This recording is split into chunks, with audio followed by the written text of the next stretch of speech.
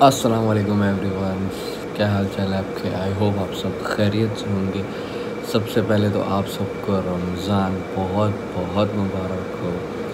اللہ ہم سب کا یہ رمضان بہت اچھے سے گزارے، ہماری عبادتیں اور ہم جو بھی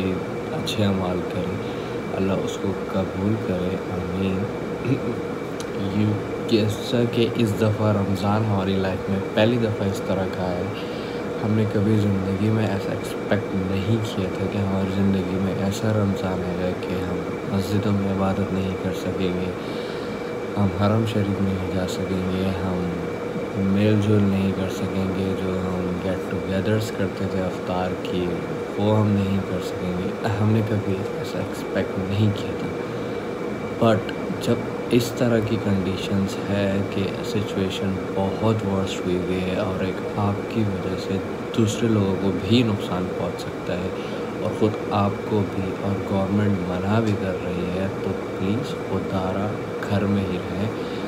اللہ کی حدیثوں کے حساب سے بھی یہ بات ثابت ہوتی ہے کہ جب کوئی اس طرح کی وبا ہوتی ہے تو بندہ پھر اس جگہ نہیں جاتا، ایوائڈ کرتا ہے اور گھر میں رہتا ہے، اور اللہ کی ایک حدیث ہے اس کے حساب سے صرف قبرستان اور واش روم مسجد نہیں ہے، باقی دنیا کی ہر جگہ مسجد بن سکتی ہے، تو ہم کیوں نہ اپنے گھر کو ہی مسجد بنائیں اور ہم عبادت کریں۔ اس سے ہمارے گھر کی عورتیں بھی ہمارے ساتھ باجماعت نماز پڑھ لے کے نہیں، انہیں بھی باجماعت نماز کا ثواب مل جائے گا، اور گھر کے اندر ایک اچھا ماحول بھی بن جائے گا، اور جن گھروں میں چھوٹے بچے ہیں ان کو بھی ایک اچھا لرننگ مل جائے گا ایزیلی، کیونکہ مسجد میں تو ہر بچہ چھوٹا نہیں جاتا ہے، نہ ہر کوئی جا پاتا ہے، کیونکہ پیرنٹ جب آفس میں ہوتے ہیں تو فادر نہیں لے جا پاتے ہیں، یا بڑا بھائی آفس میں ہوتا ہے تو نہیں لے جا پاتے، تو ابھی چھوٹا بچہ جو ہے جس کو سیکھنے کی عمر ہے، تو اس کے پاس یہ ایک بہت اچھا موقع ہے، اور ایک طریقے سے ہمارے پاس ہے، اس کے پاس کیا وہ تو نادان ہے، ہمارے پاس ایک اچھا موقع ہے کہ اگر ہمارے گھر میں بچہ ہے تو ہم اس کو 5 ٹائم نماز سکھا سکتے ہیں ایزیلی، ہم اس کو دینی تعلیمات دے سکتے ہیں، قرآن پڑھیں، ہم اگر تو ترجمے کے ساتھ پڑھیں اور اس بچے کو اپنے پاس بٹھائیں اور اس کو سنائیں، تو ہمارے پاس ایک بہت اچھا موقع ہے۔ پھر پلس ہم لوگوں کی جو ایک بہت عظیم قسم کی عادت ہے، بہت گھٹیا قسم کی ہے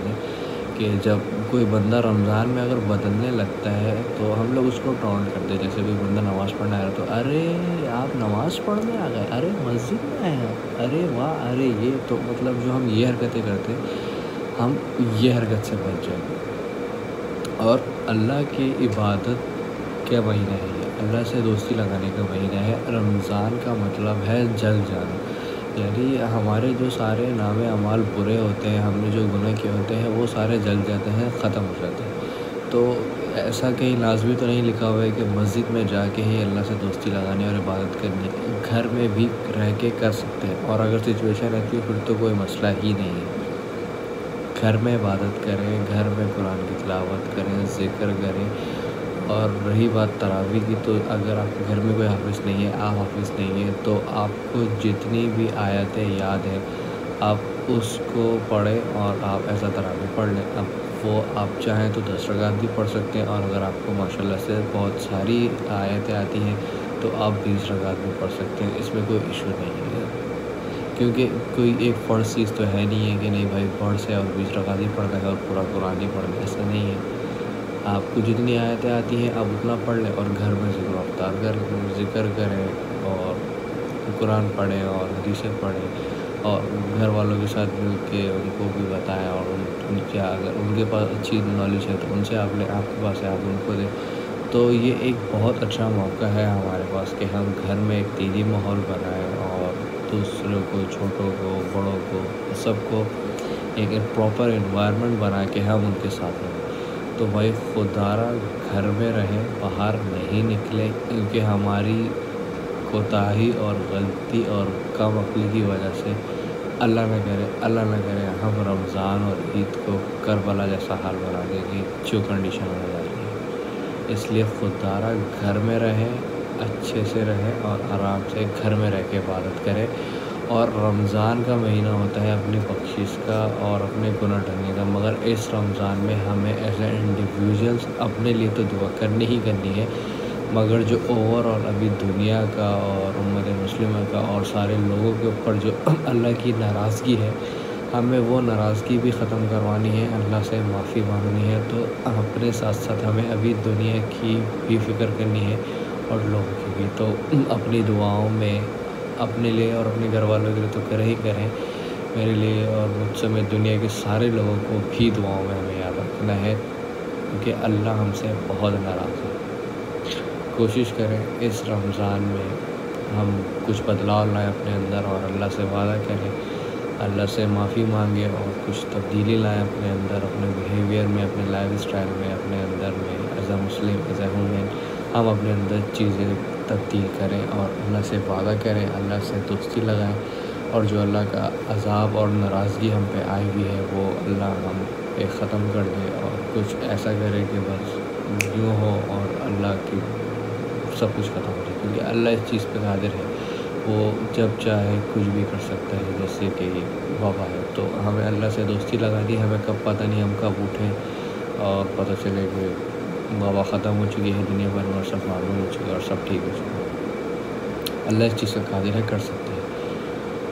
گھر میں رہیں، پھر سے کہہ رہا ہوں، گھر میں رہیں، عبادت کریں اور